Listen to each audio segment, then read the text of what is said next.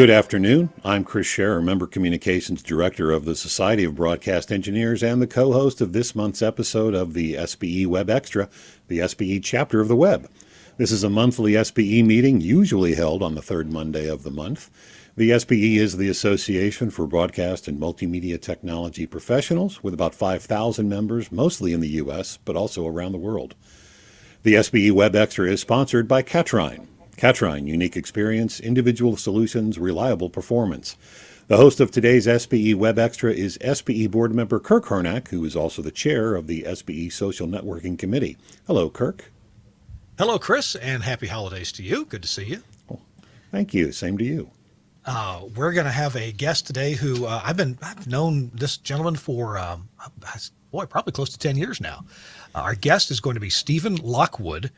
He is a PE, registered PE, and he's also got this title PMP, and I'm not sure what that is. We're going to have to ask Stephen what that means. There are some new guidelines for new rules about human exposure to RF radiation, and we're going to be talking about that because it's really important that broadcast engineers know about that. So, Chris, that's what we can look forward to. I believe you have a member update for us. Why, in fact, I do, and this is your SBE member update for December 20th, 2021. The SBE Board of Directors met virtually in December earlier this month. The primary business item was to consider candidates to take on the regulatory counsel duties for the Society when Chris Imlay, current General Counsel, steps away from his SBE duties. Chris Imlay has worked with the SBE since 1980 and was named SBE General Counsel in 1993. The official announcement of the new regulatory council should be made very soon. On the education side, as 2021 draws to a close, there are no new upcoming webinars by SBE on the December calendar, but the four-part SIP series concluded earlier this month.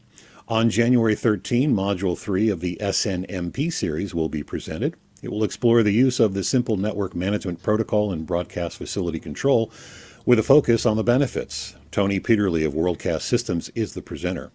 And due to a scheduling issue, the free webinar, Staying Compliant, Lighting Considerations for Your Tower, has been postponed. A new date has not yet been set, and if you've already registered, you'll be notified when a new date is set. It will be a free-to-everyone webinar thanks to Drake Lighting. For information on these and all the webinars by SBE, go to sbe.org/webinars. And I'll note that if you are SBE certified and when you apply to recertify, you find you need a few more points, the free webinars the SBE offers are a great way to earn some points. Speaking of certification, if you are SBE certified, also check the dates on your certification. Many of them are due for renewal on January 1st. If yours says January 1, 2022, you'll need to submit your recertification or apply to advance your certification to the next level right away. The next SBE certification exam window at local chapters is in February. The application deadline for that exam session is January 3rd. If a local chapter exam is not convenient for you or just not possible because of in-person restrictions, private proctoring is available. As you look ahead to the new year, add SBE certification to your list of goals. More information on SBE certification is online at sbe.org/certification. And if your chapter is still meeting virtually, you should still report those meetings to the national office just as you would an in-person meeting. These meetings count towards the minimum 5 a chapter must hold during a calendar year that are necessary to qualify for an annual chapter rebate. If you hold your meetings via Zoom, there is a way for the meeting host to export all the attendee information, which simplifies the chapter secretary's task. Chapter leaders, you can find a link to the instructions on the SBE website under Chapter Administration. Go to sbe.org/chapter-admin. I'm also hearing from chapters that many are beginning to meet in person more and more again. Now that the vaccination rates are increasing, be sure to share your chapter meeting photos on the SBE Chapters Facebook group as well. And one more time, I'll mention that the October SBE WEBxtra was a presentation of the SBE Membership Meeting and Awards Program. You can watch the replay of that and all of the SBE WEBxtra episodes on the SBE YouTube channel. And that's your SBE member update for December 20th, 2021. Kirk. Thank you, Chris. Really good to get such updates and be reminded of these things. I like the fact that you can attend webinars and get credit for that. So that is terrific. And you're attending this show right now. You can get credit for being here and learning from our guest today, Stephen Lockwood. Stephen, welcome in. It's good to see you. Welcome. Happy to be here. It's good afternoon to all. Stephen, you are part of a company called Hatfield and Dawson. Tell us about Hatfield Dawson.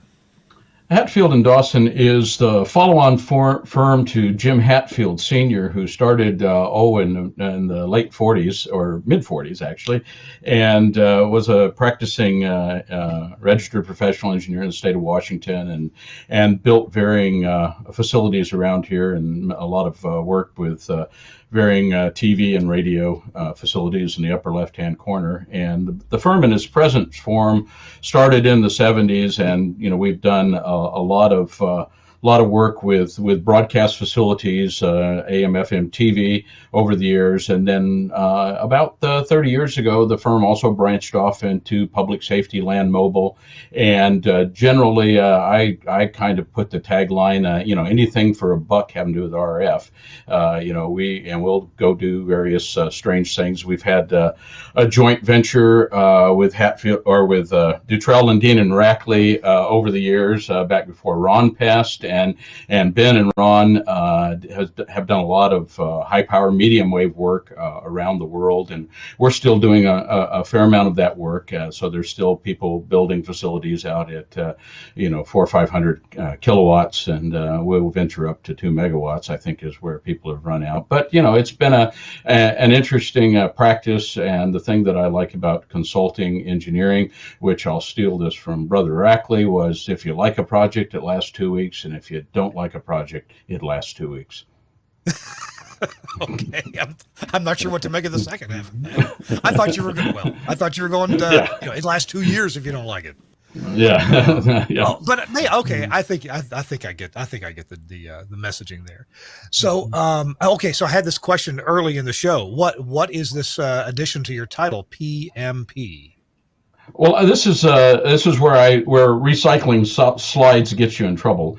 I'm working with the Society of Broadcast Engineers here, and I really should have put my Society of Broadcast Engineers credentials down there. Oh. But PMP is Project Management Professional, and it is something that's well respected in government. But I'll leave the commentary alone. But it was hard to get anybody who was a PMP to describe of what it was without them using a descriptive term for animal dung, and we'll move on from there. All right, so we do have a topic at hand. We have some slides to go through to help us visualize, and we're going to hear audibly and visually what the topic has to do with. It's RF exposure, and I remember in my career as a broadcast engineer, this must have been back in the early to mid 1980s. It seems like we had some bulletin come out, OET, OEST, I don't know, some bulletin that described human exposure limits. And there was, of course, a little bit of controversy at the time about what does this mean? How do we follow these? And I haven't kept up with this too much myself, but there are some changes. And why don't you kind of introduce the topic for us, and then we'll jump into the slide deck. The FCC took over regulation of this field with extreme vigor in 1996 when Congress required FCC with the Telecom Act of 1996 to come up with a exposure standard for the nation, and this was kind of a result of all of the cell phone towers being built out, and lots of people complaining about this and were concerned about this. And so the FCC started the process then.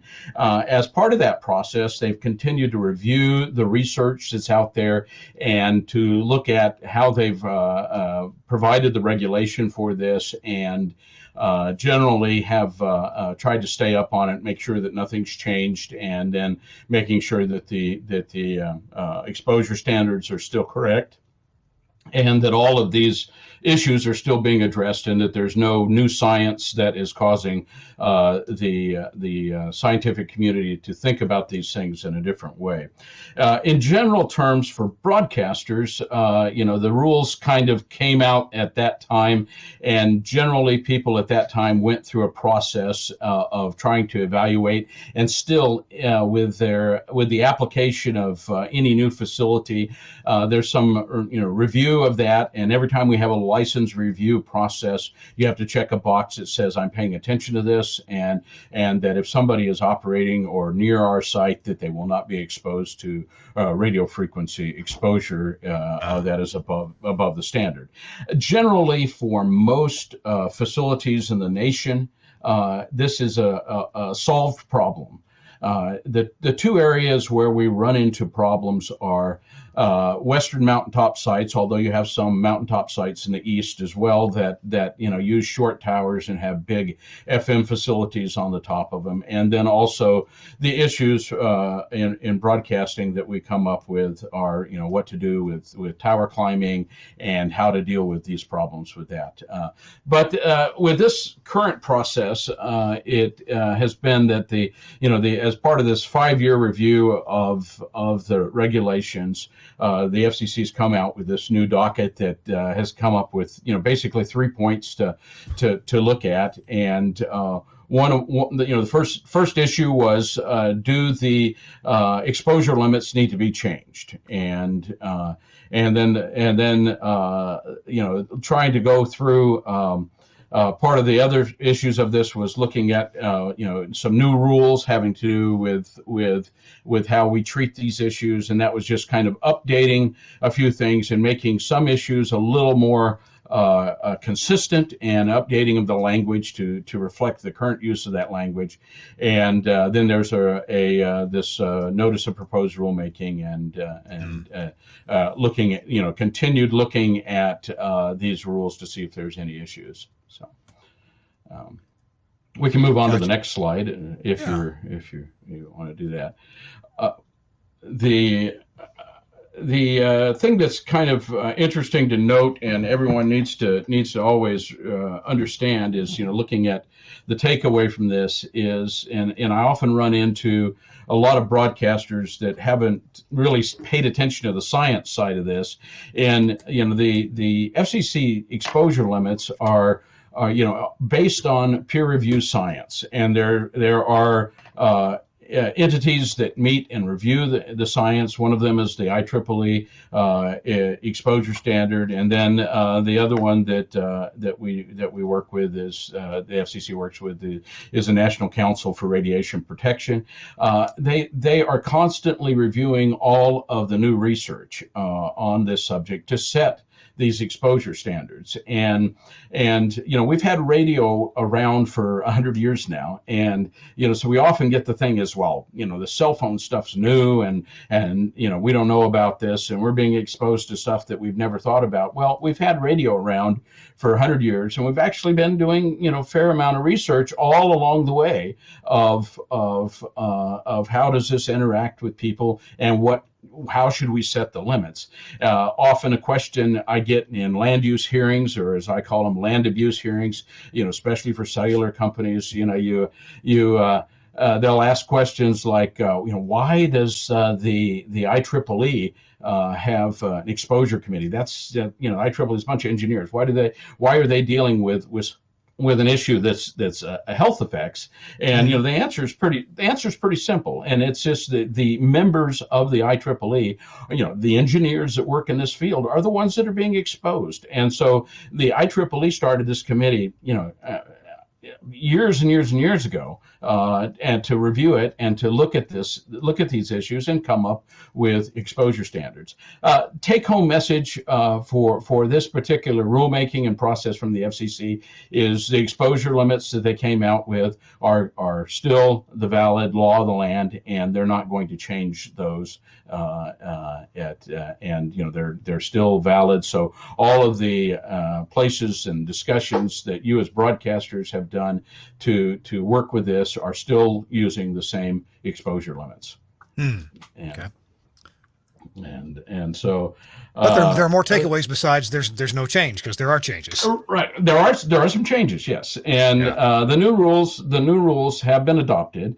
The critical part of these rules for broadcasters is how you demonstrate compliance, and then how you communicate those issues. And the demonstration of compliance is going to still be based on the same physics that we've been using all along, but there's some issues of thresholds of where you need to make some studies and to stop and look at whether there's some issues. And we can talk about a little bit more of that as we go. There'll be some, one of the issues is looking at where does the FCC go from here, and looking at some changing of those rules and looking at those processes. One of the big issues is worrying about additional frequencies that are way outside any use for broadcasting, and up to changing. I mean, currently the rules go to 100 gig, and they want to go to 3,000 gigahertz. Broadcasters don't operate at those frequencies because it's difficult to make them to go to any large quantity of people that provides any useful service in a broadcasting concept. Looking at the evaluation process, so moving along to the next slide, there's been a process that has been listed as an exemption in the FCC rules, and the FCC wants to make sure that language is a little more clear of how that is determined. And this is for devices that are so clearly compliant, things like your Wi-Fi router. It's putting out a quarter of a watt, and there's just no place that you can get on that Wi-Fi router that's going to be anywhere near the exposure limits or standards, and it's just not an issue. So there's a few of those issues, and so they've changed some of that language.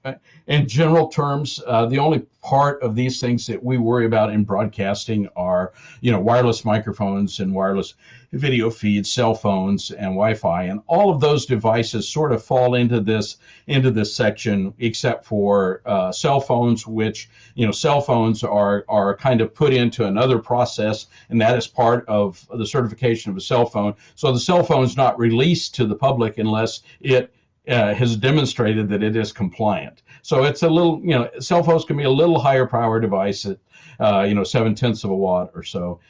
But most of these items that we deal with in this field, we really don't have to worry about as broadcasters, because the manufacturers, in order to sell this RF device, have gone through and done that math and make sure that they're compliant with those rules.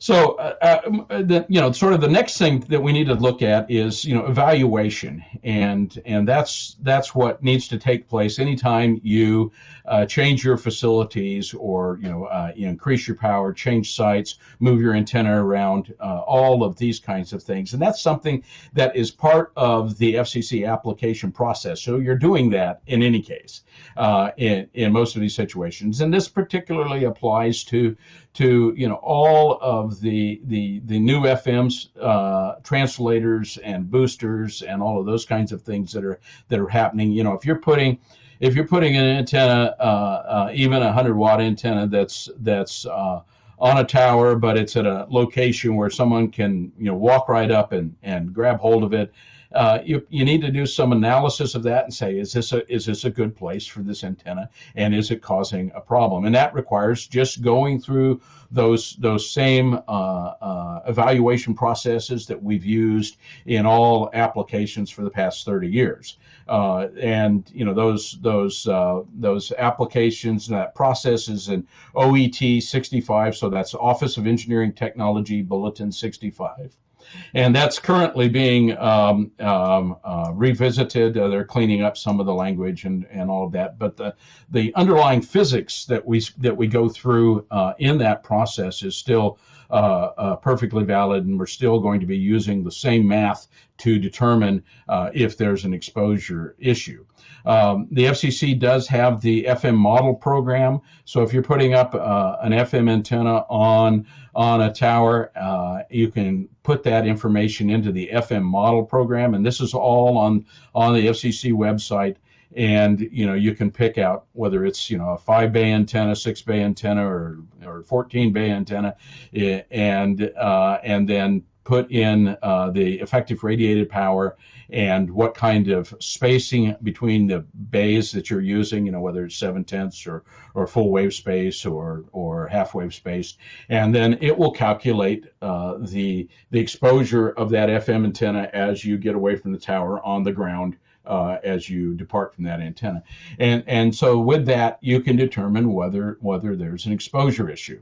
Of course, this becomes complicated and challenging in some particular locations where if you go to a mountaintop site where you've got a very short tower and you've got lots of other facilities that are there right cheek by jowl. You've got 7 antennas hung on the same tower, and then another tower 200 feet away, and things get a bit challenging. But call your consulting engineer in those situations and work through the math. And the other situation that we have found most useful in a number of those kind of situations is actually going out and making measurements to demonstrate compliance. But that's just part of that evaluation process. And so the FCC is in this rule change, wants to make sure that we do a little more rigid evaluation than we have before.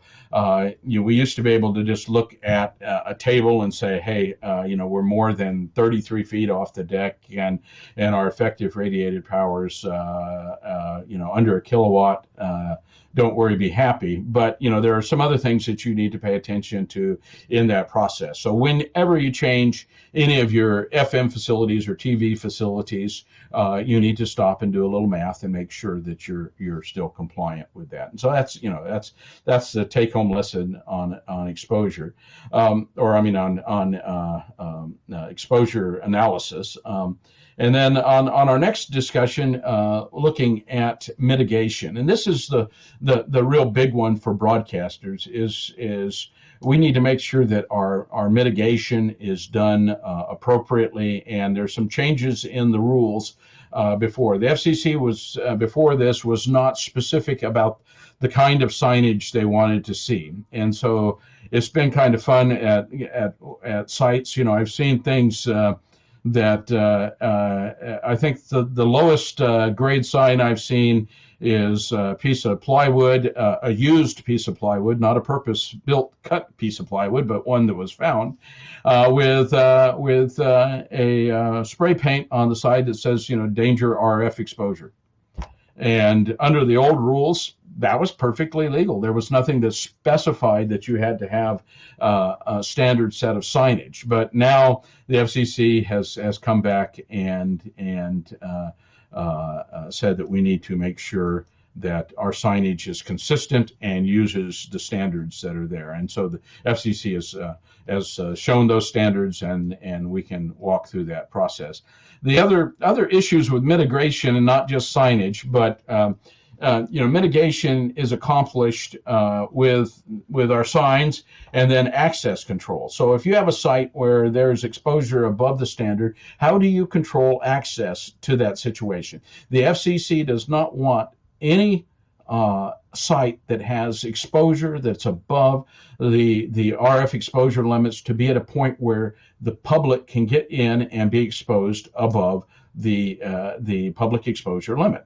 And so we can limit that access with fencing, locked gates, signage, and other methods that control those issues. So if there's still a number of FM sites that are on towers that are on the top of buildings downtown, and they do what they need to do, but the rooftops of those sites are often a troubled environment. And so you go to those sites and you find out that anybody walking up the stairs can open that door and get on that rooftop and be exposed. And so a lot of times on those sites they need to have an additional analysis, because those sites also have other users, typically land mobile users, cell phone folks, and others that are on those sites. And so there's some analysis and some restriction to those locations, and you need to work with the building owner on those restrictions and make sure that there's no situation where an uneducated, an uninitiated building maintenance person or a roofer or a HVAC guy can get up on the roof and find themselves exposed to radio frequency energy that's above the FCC's limitations. So we need to be thoughtful about how we do that, and we have to pay attention to how we provide that mitigation to keep those from working through. The FCC, moving to this next slide, the FCC has adopted four exposure categories to come up with, and if we look at these are basically they're moving to what the IEEE has come up with, some of the exposure standards as far as the mitigation standards. So the IEEE has a recommendations for practice for radio frequency safety and symbols and this, and so as part of moving into that general signage thing. So looking at category 1, if there is no place that anyone can be exposed to without going past a fence or in any situation like that, that the general public can walk up to and not have any problem. This is the case for a lot of FM sites. Even if you go into the fence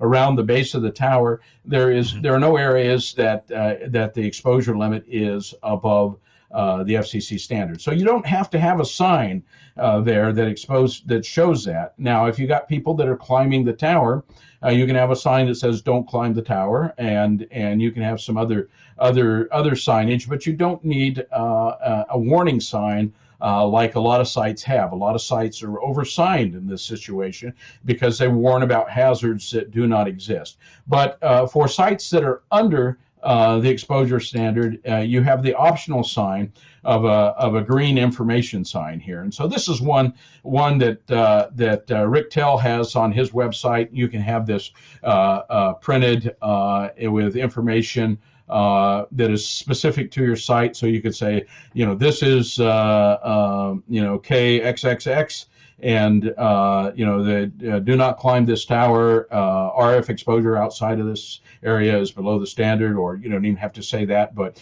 for contact about this site, call Bob at, and you can say that that this site is locked and secured, and that's really all you need to say for sites that are below the public exposure standard. The next category is the general. If it's above the general population exposure limit, and you can put this notice sign here that says, the blue notice sign says, "Don't go in here," because in this area there's exposure that's above the general population exposure, but it's below the occupational exposure. So it's in that area there, and then if there's any specific behavior that you want to make sure is followed, that is unique to that site, you can put up an additional sign or have this sign printed with more information on it. But the bottom category on this sign that says Achtung, pay attention, and then the bottom says obey posted signs, and that's a perfectly acceptable thing on that. So the next sign, category 3, is where occupational limits are exceeded. And this is often the case. An area that occupational limits are exceeded is the base of AM towers. So as we have the fences that we've built around AM towers that are at the exposure limit distance. But if you go inside that fence, you're going to be in areas that exceed the occupational exposure limit. Now, the nice thing is, in general terms, if you're a guy like me that does a great deal of AM work, when you're in those areas, you're generally working on something, and you've already turned the facility off. But that sign is a perfectly reasonable one to put around AM towers, and because that fence is put at that distance for a reason, and so that gets you in FM situations. There are places like this that the exposure is above the occupational limit. And I know of a number of western mountaintop sites that I've spent far too much time at. That there are areas that we have defined that are inside this area. It's above the occupational standard. If you're going to go in this area, pay attention to these things. And we also have some, as part of the safety plan for that site. And all of the people that work at that site are supposed to have a copy of that safety plan and follow those directions, and says, if you're going to be in this site, you need to turn off in this area, and you're going to be here for a period of time that exceeds the time limit. Then you can shut off this station or this station. This station needs to go to lower power. But if you're transient through that site, on your way to another part of the site, we don't have to do anything, but because it's transient and you're working through that. But all of those sites would have some or should have some unique discussions of those particular issues at those sites. And category 4 is one that we don't run into often, but it is a situation where you are 10 times the occupational limit and you're not supposed to be in this area. We don't want you in this area with facilities operating at all. And so, stop it. Don't go beyond this point. Go turn the facility off. And I'm fond of saying that the one thing about radio frequency exposure, that when we look at all of the other hazards that we deal with, workplace hazards, and my wife is the queen of methyl ethyl death, and she's dealt with chemical safety issues all her life, and all her professional life. And chemical safety issues don't have an off switch. You can't go turn the asbestos off. PCBs, no off switch. Radio frequency exposure has an off switch. So if there's a situation where someone is being exposed, like in what this sign would warn, go turn the off switch or get your little green screwdriver and turn the power down. And those are some solutions. There's another sign that is also an example. If there's a situation where there is a real hazard, with immediate danger, and we all know about these working around AM towers. Don't touch it. Nice thing about AM is that you can do a number of kilowatts, and it will burn you badly and make you stand up straight and say rude sailor words, but it won't kill you. And because of the skin effect is flowing on the outer side of your body, but still it is most unpleasant to have radio frequency burns, and so you need these kind of signs on the base of AM towers that once you've got past the fence, that walk up. And this is largely for people that are trying to steal your copper, so you probably can keep them so they don't touch it a second time. Most people don't, but you don't want you want one of these signs around, so when you have the program director come visit you, he doesn't lean up against the tower and get a burn on his elbow, which we've only seen a number of times in our life. So additional issues here. This is sort of summarizing this issue is. If you have locked doors, caged ladders, fences, and all of that stuff, so you want that notice sign if there's a place where somebody's going past, and you want to make sure. And then the other engineering controls that you can have are chains. So you get on a rooftop that has a lot of cell stuff on the top. A lot of these guys have yellow plastic chains that fence in areas on that site. And those are reasonable barriers for those kind of locations. One has to weigh what kind of barrier you're going to put up. I've always maintained that you certainly can put up the Berlin Wall, but yet people will still climb over it if they're motivated. And you can put up something as simple as the yellow chain, and if people go past it, they will have known that they went past it and would have had to read the sign. So you want to do that kind of based on your other security issues. So if you're on a rooftop and it's an FM site, and the only people that are going to be on that rooftop are building maintenance people and other broadcast users or cell phone folks and stuff like that. That yellow chain on plastic posts is perfectly reasonable as long as the signage is there. And one also needs to go check these things pretty regular. One of the things that we found, since we're 25 years past putting the first generation of signs up, I go to a lot of sites that the sun has done what the sun does, and you have little pieces of metal hung up on fences that don't provide any information. They have been completely faded in the sun, and so one needs to go and review all of the signage that's up there and make sure things are as they should. The warning sign, once again, with some sort of description of what we want the behavior to be. We want that behavior to be, don't go past here. We want that behavior to be, if you go past here, go lock out, tag out the transmitter, or do some other situation that solves that problem. So you're not in a situation where you're going to be exposed.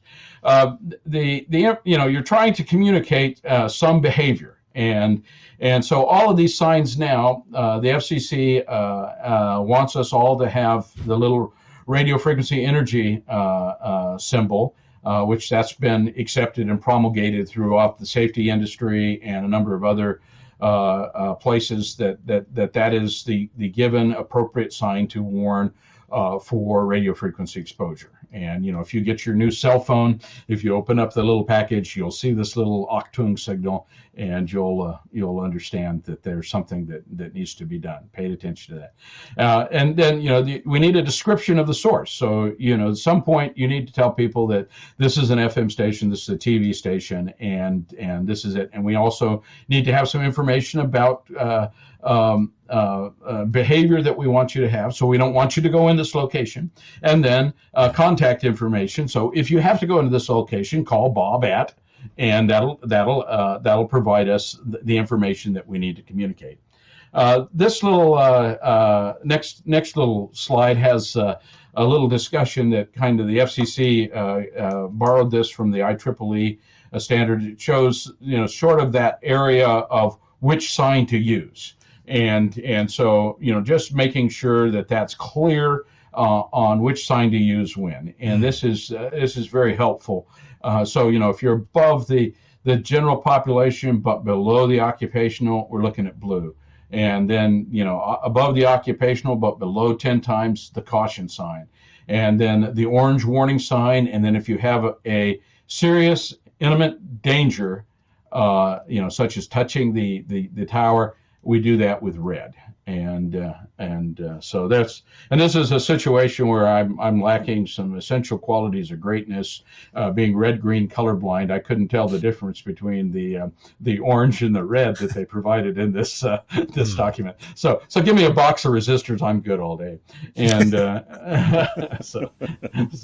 but it's one of those many situations where I lean heavily on my fellows when I'm in situations where I need to discern colors and any great issues. It's probably what sent me back to engineering school. I was having a lot of fun being a technician, but and playing radio and fixing things and enjoying all that. But I realized that there were certain issues that having some color vision was quite helpful. And I remember one particularly frustrating time trying to work on an Ampex 440 and trying to follow one color of wire through the wire bundle until I could get it to the other end. And it was that realization that I needed help. So, but anyway. From the FCC, there are going to be continued revisions to the OET 65. I expect that to come out in the next few months, if it hasn't been released already. I haven't seen it yet, but there were a number of us that went through on a committee that they added that went through that, who, generally people like me who use OET 65 sort of at least on a weekly basis, and and certainly in the consulting engineering firm, every time we file a new FM application or TV application or anything like that, we go back and use those standard formulas on a regular basis, and so there were a number of us that were brought in to go through that and make sure that that was updated in a useful manner, so that it would provide the current guidance in that in language that's appropriate. And then also, we got rid of some of the stuff that seemed like a good idea when it was built a number of years ago and just haven't been used. But all new facilities have to comply with the new rules. So if you change anything now and you build a new facility, you've got to make sure that you design and build that and put your signage appropriately to the new rules. And then all the rest of the broadcasters have till 3 May 23 to comply with these rules. And there are potentially a place where the FCC could come and write you a little love note explaining to why you shouldn't do this. That evaluation of what you're currently doing and going to your sites and looking at making sure that you've still got meaningful, useful signs in their current signs, and that they're warning about the real hazards that are there now is appropriate. So that needs to be done. Now, one of the things that's been interesting is there's been a lot of folks who got just the wrong signage, and one of the signs that has been fascinating to me, this warning about pregnant women and pacemakers has been very, very strange to me, because if you go back and read the research on pregnant women and RF, there's no additional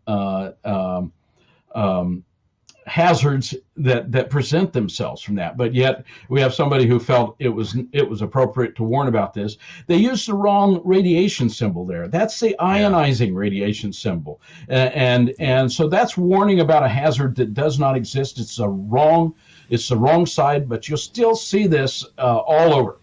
And there's a lot of folks that don't know the difference between ionizing and non-ionizing radiation, and the difference is significant.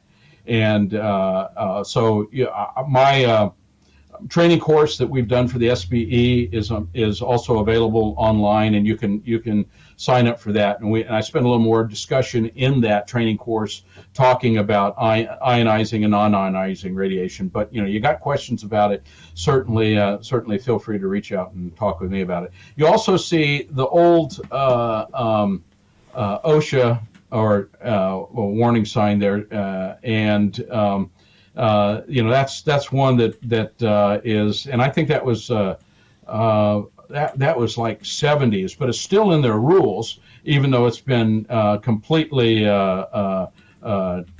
turned into no one uses it anymore. But you can still buy them online and put them places. But my biggest complaint on signage, though, is the over signage. And it's just kind of one of those fascinating things. You go to a mountaintop site, and first of all, you've got all the cellular carriers up there, and you've got the local cop shop, running radios for guns and hoses, and you've got broadcasters, TV, FM, and then the pizza truck two-way guys, and all the other little two-way services up there, and every one of them has brought their own sign, and you've got this conflict of signs. You've got signs everywhere, and you start looking at them and go, well, they're all warning about different things, and so I kind of get the idea that the general purpose is to put as many signs as we can up, and it's too much trouble to actually stop and figure out what things are really a hazard, and so we just warn about everything in the hopes that maybe one of them's right. and kind of move from there. And that is something that annoys me to no end, because often at a lot of these sites I will go and make measurements, and you find out there's no exposure at ground level, at any accessible place on this mountaintop that exceeds the public exposure standards. But yet we have signs starting 2 miles away on the gate for the fence, all the way up to the site. And so, and I think many of the cell companies, I discovered, this years ago, I think they would put a RF exposure sign on your grandmother if she stood still long enough at one of these sites. It's just quite remarkable. I had a number of cell carriers on my church building in Bellevue, Washington, and there was one that every year would come by and screw the caution sign on the side of the building in front of God and everybody. Well, I had measured the site, and there was absolutely no place you could get on the site that was above the public exposure limit standard. So, I would come next week and take it off and take it home.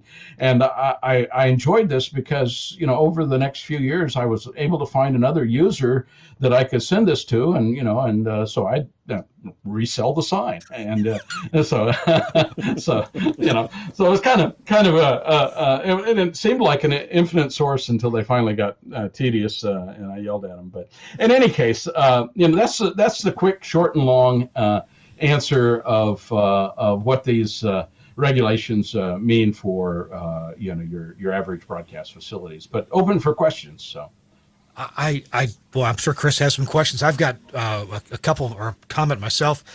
Some people put up signage to try to deter copper thieves, because along with RF comes the copper that carries it, right? And we've all heard stories of people, cut through an FM transmission line, while they're holding both outer conductors or something. So I'm pretty sure I've seen tower sites, maybe involved with one, that has a sign that says, warning, RF radiation, not only will this kill you, it will hurt the entire time you're dying. Now, you can have those signs made. They may be on eBay. I don't know. But I guess even based on what you said, that's not an appropriate sign, at least not to cover yourself. And it's one of those things that we need to warn about hazards that exist. And so the RF exposure sign should really warn about hazards that exist. And if you want the no trespassing signs, of course, the people that are given to stealing copper aren't really afraid of many things. You're on meth, you're up all night anyway. What else are you going to do? And so I've watched these folks, and we've had some fatalities, where folks have crawled through and got across the high voltage. And if you got signs, there's one sign that I've always thought was interesting, because that warned against high voltage at sites. And it had the standard high voltage warning sign, but really there wasn't any place that you could get to that was unique to broadcast facilities, that you could get across the same kind of high voltage at your local strip mall or even in your house. And right. And so use of those signs is inappropriate. Warning folks that they're messing with a federal facility and they could be liable under federal issues. That only works if they steal the copper and run across the bridge into West Memphis, which we had one client do, and they got busted for stealing copper and transporting it across state lines. But it is an interesting problem of how do you warn about this and then come back and still protect your property and warn against problems. But the FCC is very specific about not oversigning on where hazards don't exist. Chris, did you have any follow-up questions? Well, actually, kind of related to that, with over signage, two questions. One, I was curious if you had a general range of FCC fines for sign violations, but since we're talking about over signage, What about any fines or citations for over signage violations?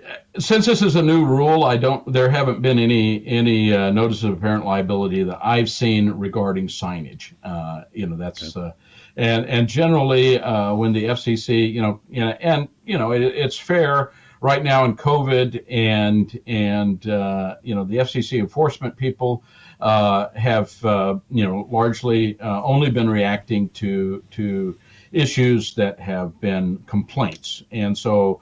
At some point, I think there's going to be someone that complains about, signage issues, and the FCC at that point may come and inspect and could issue. Now they have a rule and hooks that they can actually use to issue a notice of apparent liability on sign, whereas before they just said warning. And, so like I said, that could be done on, whatever you had laying around. Are there any situations that you know of where inside a building where you have equipment, is there any hazard to the public from something like cabinet radiation on a high-powered FM transmitter, for example? That's not generally to the public because the building itself is restricted access. Sure. Now, generally I don't know of any FM facilities that have been manufactured that are likely still running that have any RF exposure issues. Although I will say see footnote, and footnote is there's still a number of tube type transmitters that I've run into, and one even in the last year or so that had a modulation transformer die, and they went and got a pole pig and are running it backwards, and that's out in the room in front of God and everybody, and so we just kind of have to say, well, congratulations, the whole building's a NEMA enclosure because you have exposed 10 kV conductors out in the middle of nowhere, but you've also got the transmitter door open and all the interlocks bypassed. Bad idea. And, but these are still some things we run into. So if you've got the door open and you're running the transmitter, all bets are off. As far as RF exposure limitations. But in general terms, all modern transmitters, and I would say even from mid-'80s on, do not have, in my experience, don't have exposure that is above the public exposure standard.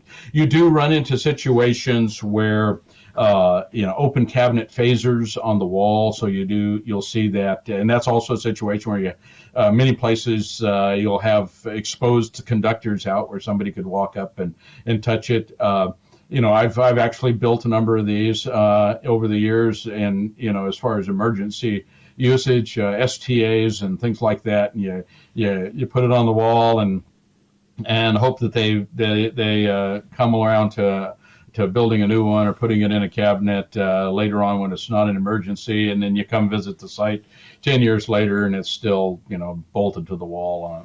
My favorite one was a ATU that was a strut mounted. My ground was a piece of strut, and I did a linear ATU across a piece of strut, and there it was. But we put it up high enough where you had to work hard to at least get electrocuted. But the exposure from that would be above the exposure limit for directly near that. And so a lot of the old I can't remember the name of the company that made them. They were out of Sacramento, but they made a lot of phasers that had plexiglass covers on the front of the phasers, and some of those can provide exposure limits that are above the standards. So that is something where you need to do a little analysis on that and perhaps measure it. But in general terms, those corners of the building, drops off pretty quick. Those corners of the building where people are working around those things are not in a place where somebody's going to sit on their laptop and look at that. Now there's some that are very tight, but those are some considerations that you need to pay attention to when you're in buildings. But open cabinet AM phasers are probably the biggest offender inside transmitter buildings. FM, anything around a coax cable and TV, there's just absolutely not an issue for RF exposure around those. I'm glad you brought up that open AM systems present the greatest and most obvious hazard or place where calculation, measurement, or hiring a professional needs to be done. Do you have any advice on engineers, of typical capability, either buying or renting their own exposure meter, or hiring a professional like you, or going the calculation route? There's a lot of that where, you can rent a NARDA exposure meter. You need to make sure you're doing a spatial average, and there's some things that you got to pay attention to that. But that is certainly something that most people in our industry can do, and it's a useful and experience, even if you're uncertain of how to use it. But you can learn how to do that, and it kind of gives you an idea of what devices are putting out what kind of fields. You can turn your you can look at your cell phone, you can look at your your 2-meter rig, you can look at all your other devices and get an idea of what exposure limits are. But with that said, the one thing I will warn against is the personal monitors. Personal monitors are not measurement devices. They are warning devices. And so they typically have a number of problems with them. And I have just had an immense amount of trouble with the cellular folks coming up to work at broadcast sites. And they just do not work right, because they first of all, if you have multiple high power signals that are all below the exposure standard, it will not add those multiple signals properly and will report high. So they'll show up on site and their little warning meter will be reading 200%.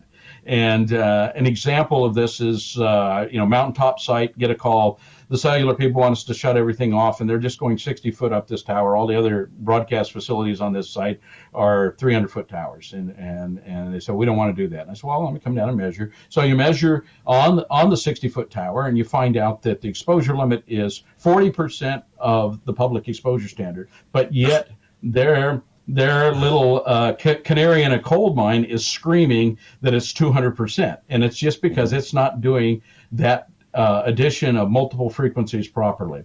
And so, what in those situations, I think the personal monitors are useful to let people know that something's on, but they are not a measurement device. They are a warning device. So, concerning that sign we saw earlier that had the ionizing radiation sign, the sign that you said, though, this is a bad sign, don't use this sign. But if we had that sign, should I bring a Geiger counter if I needed to measure any pregnant women or measure any pacemakers? Oh, certainly. Always bring your Geiger. I everywhere I go, I would bring my Geiger counter just in case.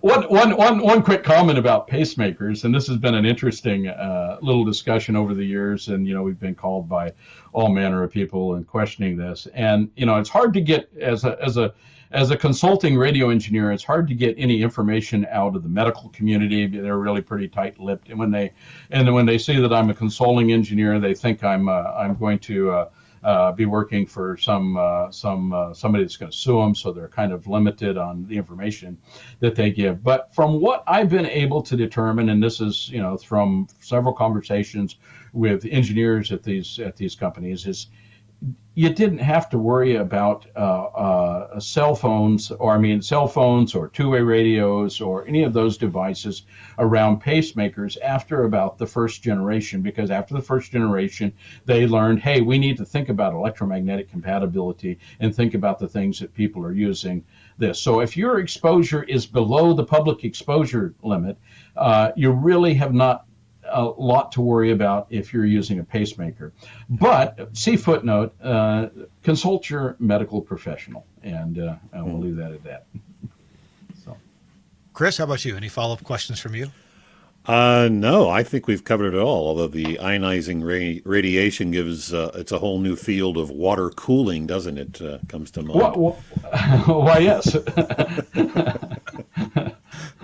I guess one, we've learned a lot here, but I'm not necessarily going to have this this Webxtra show with me when I go to a transmitter site and think about my signage. Is there a pamphlet, a booklet? Are there some rules of thumb, something that I can refer to at least make an initial assessment of the signage that I need?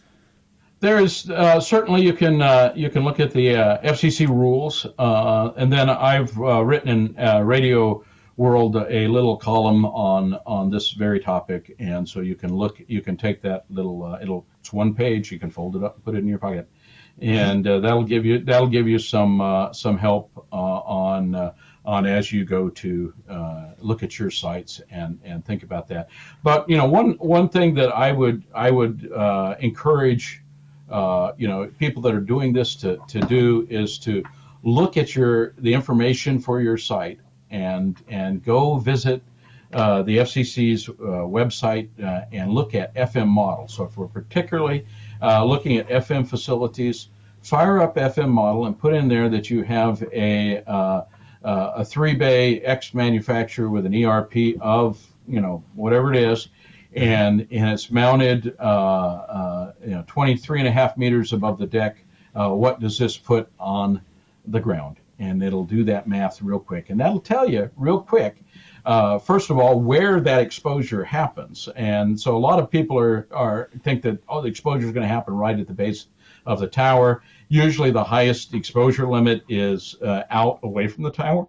So 50, 100 feet away from the tower, because of the characteristics of the directional, the antenna pattern is directional in the vertical slice. So you got most of that energy pointed towards the horizon, and what comes down from the tower is going to be a lower field, and you'll get that first null region off the antenna pattern where it will actually be above or elevated exposure at that point. So. Good deal. Good. We are right in an hour. Stephen, thank you very much for being with us and sharing this information. And I hope that our SBE members and others will take advantage of it. And I'll put in the show notes, we'll have references to the things that you've just told us here in wrapping up the show. Thank you. Chris Scherer, I think you're going to carry us out. Yes, I am. Well, thanks, Kirk and Stephen. I'll also note the SBE has a webinars by SBE, and each year it's updated, the SBE RF safety course, and Stephen leads that as well. I had one last summer, and I'm sure we'll have one again in 2022, but you can always look at the latest installment through the SBE website. So as we said, this has been the SBE Webxtra, the SBE chapter of the web. We present this monthly, and we hope you'll join us each time. We'll post the replay on our YouTube channel, usually within a day. The SBE Webxtra is sponsored by Katrine, whom we thank for the support. Katrine, unique experience, individual solutions, reliable performance. If you hold SBE certification, viewing the SBE Webxtra qualifies you for 1/2 point in Category G. That's attendance, just like attending a local chapter meeting.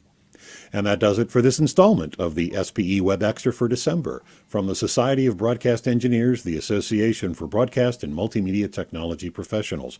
Thanks again to our guest, Stephen Lockwood, and on behalf of Kirk Harnack, we will see you next month.